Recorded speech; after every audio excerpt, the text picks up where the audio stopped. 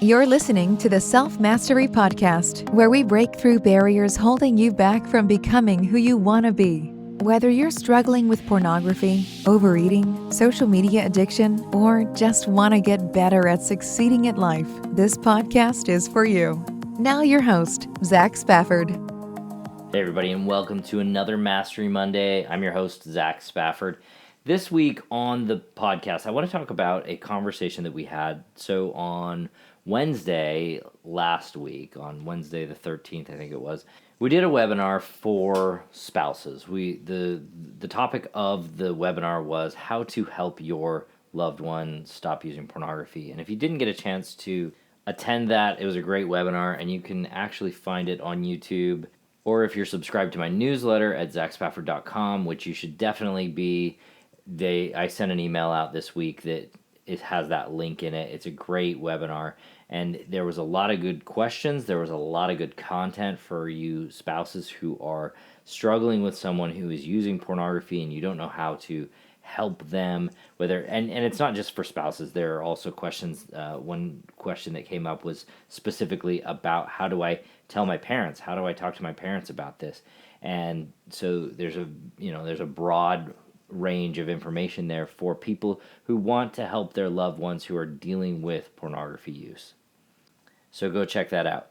But today specifically, I want to talk about control. And one of the things that regularly comes up, in fact, I would say it comes up every single time I talk with a spouse of a pornography user, whether it's a man or a woman, is this idea of the being able to control what the other person is doing. And what that usually looks like is checking browser histories and locking down phones and doing all of these really onerous things that make your relationship go from a spousal relationship, even relationship, to a one-up, one-down relationship, so a parent-child type relationship. And what I want to talk about today specifically is this paradox of control, and it's applicable to both the spouse who's dealing with the pornography user and to the pornography user, because it touches on what it is that we're actually trying to accomplish and how it is that you can actually achieve what you would like to accomplish, which is not control per se. So let's dive right in. So when we try to control our feelings, the results usually begin to overwhelm us. And there's this paradox of control in life, right? So on a personal level, it really refers to this phenomenon in which the harder you try to control something, the more difficult it becomes to exercise control.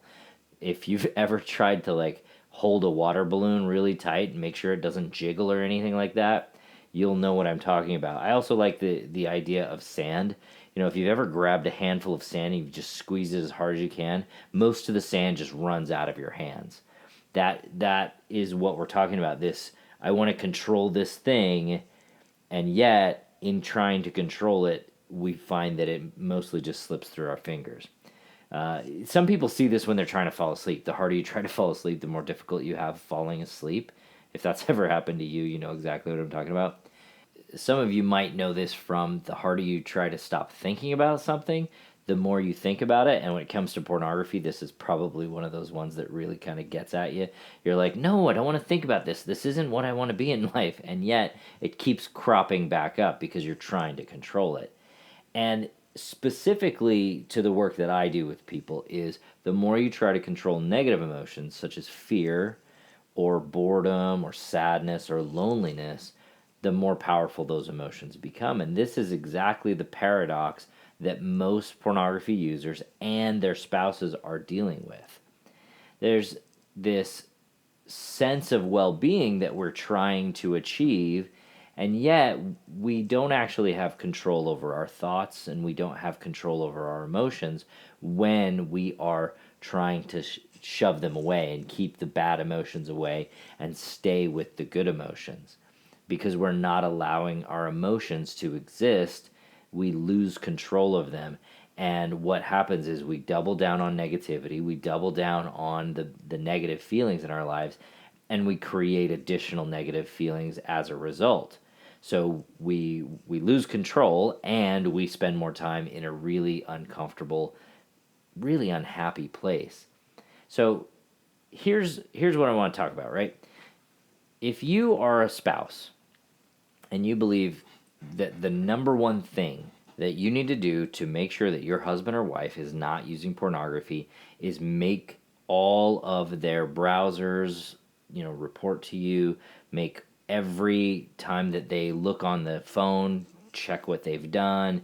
If you think that you need to be in charge of everything that they're doing, I want to refer you to a little talk that I gave that I also sent out this week called Taquitos and Why Can't I Pray Away Pornography? And in that talk, I analogize this to my son. So if my son came to me and he said, because we have this rule at our house that you can't eat outside the kitchen, and he said to me, "Hey, Poppy," my kids all call me Poppy, and he said, "Hey, Poppy, will you make it so that I can't eat outside the kitchen because I want to follow the rules, but I'm having a really, really hard time?" Can you imagine how strenuously I would have to work to make it so that he didn't eat outside the kitchen, and how stand there at the kitchen at all hours of the night and day worrying about whether or not he's going to leave the kitchen with some food, and how frustrated I would be and how frustrated he would be because when he would try to leave the kitchen with food, because he's 15 now, and so he's old enough to make lots of decisions all by himself, and if I'm standing there going, "Nope, are you leaving the kitchen with some food? You can't take that out. Please don't do that. Hey, come on, stop." Can you imagine how frustrated I would be? And I look at what some of the wives that I'm working with and their husbands that I'm working with, and I'm going to say wives and husbands just because that's the majority of it, but it is sometimes women who are dealing with pornography use. I look at these folks, and that's exactly what they're trying to do. They're trying to be the gatekeeper for every single action that their spouse takes on the internet. And what's really, really frustrating there for these people is that they realize that they can't control what's happening, but they're still trying to control it. And that is a recipe for extraordinary frustration. And Darcy and I think we might have talked about this on the podcast before, but not in this sense. She used to really check up on me. She was always on my phone looking. Hey, what have you been doing? What articles have you been reading? Because I like to read the news. Have those led you down this path? Down the rabbit hole.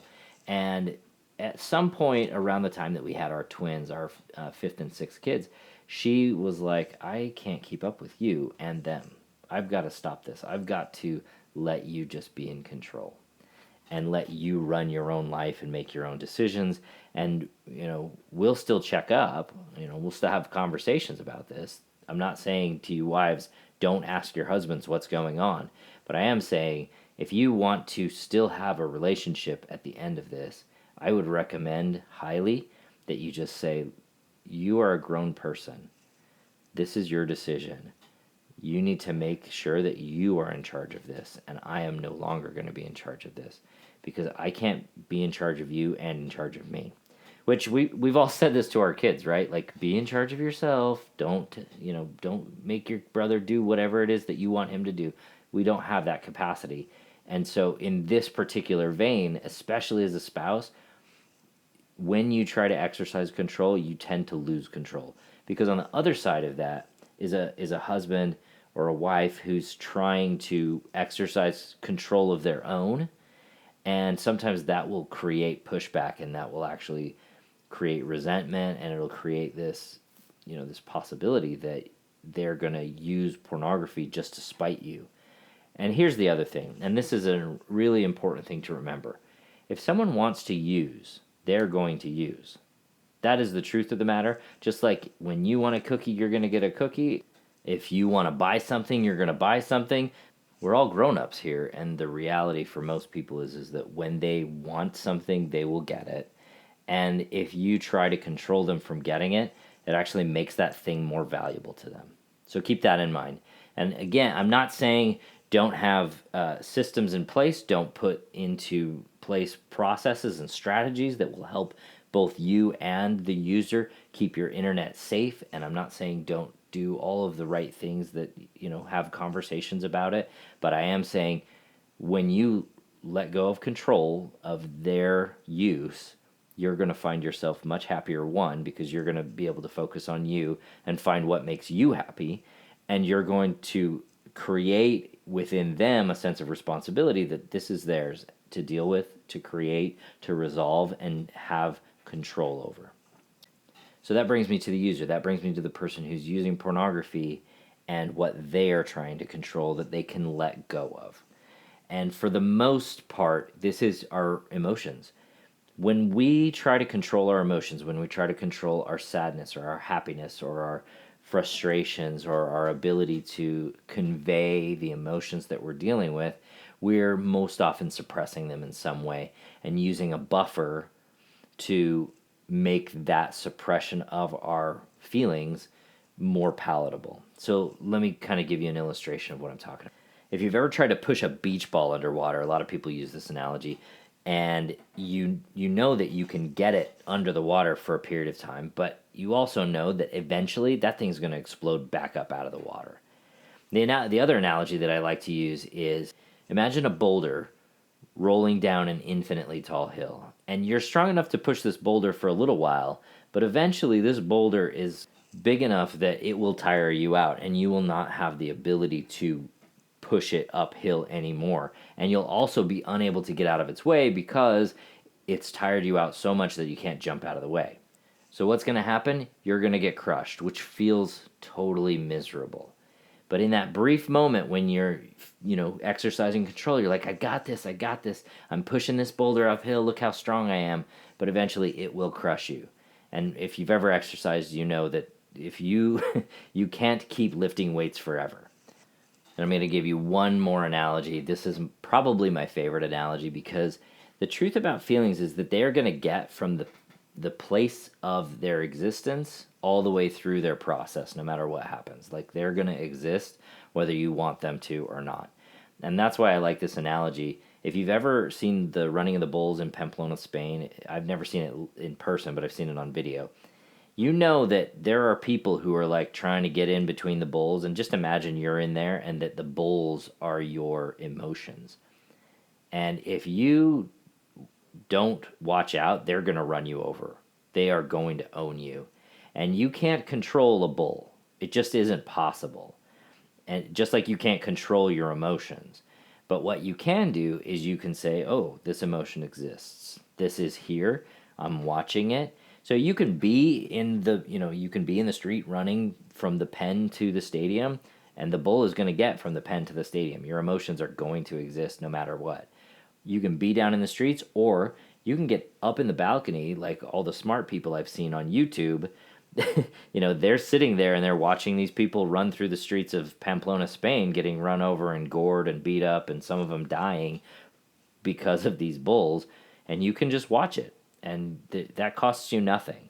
You can do the very same thing with your emotions. You can just see what they look like, watch them, observe them, pay attention to them, and allow them to exist without feeling as though you have to react to them, which is what we are doing as people who are using pornography. We are usually reacting to an emotion that we don't like. And when we do that, that almost invariably takes us down a path that results in something that we like even less, but we don't know how to stop. And the secret here is letting go of control. Letting go of control of those emotions and saying, oh, this is what it feels like to be very lonely. This is what it feels like to be extraordinarily sad. Why am I sad? What am I thinking?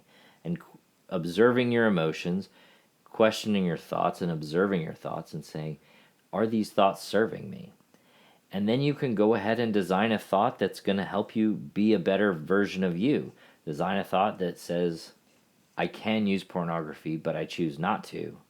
Or, I'm lonely, and this is why I'm lonely, and I understand that I'm lonely, and it's okay to be lonely for a minute. One of my roughest weeks as a pornography user happened probably 7 years ago now. We were living in Newbury Park at the time, and my wife and kids had gone across the country to visit her family. And I was alone. And for about a month and a half, I think it was, there was just me, and I don't even think we had a dog at the time. It was just me. And so what did I do? I tried to control every aspect of my day. I worked late into the night at my office so that I wasn't on the internet at home. If I needed anything, internet wise, I actually went to the McDonald's that was probably half a block from our house. I was in this place where I was trying to control absolutely everything that was going on. And at some point, after a couple of weeks of this, I just kind of broke down. I was so frustrated. I was so tired of not having my family there. I was so sad and lonely and unable to like push these feelings down that I just used. I I think I went to the McDonald's, or maybe I even like figured out how I could use my company internet device to do this. I don't honestly remember exactly what happened, but I remember that I used and how just devastating that was, because I'd been in a period of sobriety, and I called my wife and I just bawled and I cried and I was so just upset at what had happened, because I just wanted to feel okay for a minute, and I thought that pornography was the only way to do that. And what I realize now, looking back at that, is that I was putting so much effort into control rather than effort into feeling my feelings and understanding why I was sad and why I was lonely. And you probably look at it and you're like, oh, obviously he was sad because he didn't have his family around. And that seems like a reasonable thing to say, but if you're the spouse in this particular situation, that's not really a valid excuse, because you're a grown person and you said that you wouldn't act this way, like, so all those things that a spouse might say to you. And me as the user, I'm thinking I should be better, I shouldn't do this, I have worked so hard, all those things. And yet the reason for all of it was that I was unwilling to let go and allow my emotions to be there and exist without requiring me to feel good in the moment all the time. Looking back, had I simply stopped trying to control everything and allowed myself to see my emotions, see my feelings, and feel them and deal with them directly, I would have been much more successful. I would not have turned back to pornography. But like so many people that I talk to who have been sober for a period and then they go back to it. I just signed a client who was sober for a year. All of 2019 he was sober. And he's gone back to it partly because he is not sure how to deal with all kinds of emotions that are coming up because of the difficulties that he's having in his marriage, and because of the things that are going on around him, and because of COVID-19 and all of these things, right? These are all the reasons that we give ourselves that we need to exercise more control on the environment that we're in. But the truth is, there are very, very, very few things in this world that you can control. So just like the water balloon analogy or the sand analogy, whatever it is that you're trying to exert so much control over in your life, maybe just let it sit there in your hand and look at it and see what it's actually doing. Observe it, understand it, try to question why it's there and how you can benefit from it rather than trying to control it. And this is the same thing I would tell a spouse as what I would tell a user. Let it go. I have lots of little kids, so every time I say those things, that phrase, literally, like, Idina Menzel is like screaming in my ears, "Let it go!" Right? But it's true. If you can just let that go and start watching yourself and observing yourself, and this takes a little bit of practice. This is that stepping out, viewing your brain from outside your brain and seeing what your brain is doing and why it's doing what it's doing, and stop trying to control it, but let it kind of guide you and give you some insight, and you might be able to make some different decisions from there. In fact, I know you'll be able to make different decisions, because when I work with clients, every time I work with clients, when they put into place the strategies and the techniques that I teach them, they come out on the other side effective at dealing with their emotions, which allows them to leave pornography behind for good. So if you think you might need help with that, feel free to sign up for a mini session. I've got some time this coming week. I've got some time the following week. I'd love to have a mini session with you or your spouse or whoever needs help. Please set up a mini session. You can go to zachspafford.com. That's ZACHSPAFFORD.com. You can, at the very least, sign up for my emails. You'll get them every week, Mastery Monday. And this will be something that will give you a little bit of hope, I hope. It will help you begin the process of figuring out your own brain and moving past this struggle for good. Make it the last time. Make it last forever this time. All right, folks, it's always a pleasure to talk to you. Also, if you get a chance, if you would just review the podcast and send me an email, info@zachspafford.com, and say, hey, I reviewed it. You can usually review the podcasts anonymously, so you don't have to put your name on it and say, hey, I listened to this podcast about pornography. But it would go miles to helping other people find the podcast. So please take a second, review the podcast on Spotify or on Google Play, or if you listen to iTunes, whatever it is that you use to get your podcast, please take a minute and review us. That would be super, super helpful for the podcast and for anybody who's looking for help with something like this. The other thing is we are approaching 10,000 downloads. This has been, so we started in October of last year. We're really close to 10,000 downloads. So if you are the 10,000th downloader, and it's going to happen sometime in the next couple of weeks, if you're the 10,000th downloader, I want to send you a gift card, a $50 gift card to Amazon, and let you kind of experience the joy that I know I'm going to experience when that 10,000th download comes. So if you think you're the 10,000th downloader, and here's what I want you to do. Just review the podcast and say, hey, I might be the 10,000th downloader.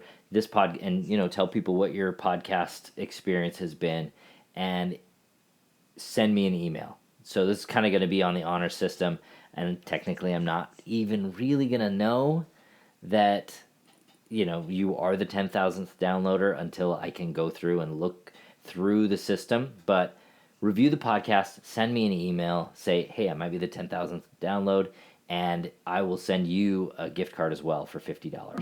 Awesome. Thanks again. It's always a pleasure to do Mastery Monday. We'll talk to you guys next week. Hey, thanks for listening to the Self Mastery Podcast. Every day I get requests from people who are looking to change something in their life. If that is you, if you need help overcoming your addictive behavior like pornography use, sign up for a free mini session at zachspafford.com/workwithme. That's zachspafford.com/workwithme. I'll put a link in the show notes for you to follow. Also, it would mean the world to me if you were to leave a review for us wherever you get your podcast. It'll go a long way to helping others find us. Thanks again.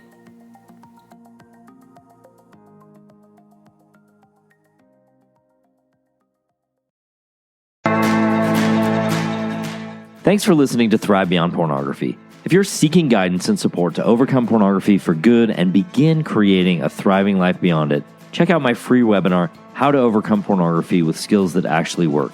You'll learn practical, proven skills guided by an expert coach who has personally overcome pornography. Whether you're getting started for just yourself or along with your spouse, Darcy and I can teach you the tools that will help you put your life on the right path for you. Be sure to check out the show notes for a direct link, and if you could take a moment to leave a review wherever you listen to podcasts, it would mean the world to us. Your reviews play a significant role in helping others discover the show so they can join us on this transformative journey. Thank you for being part of the Thrive Beyond Pornography community. Until our next episode, stay strong, stay focused, and keep thriving.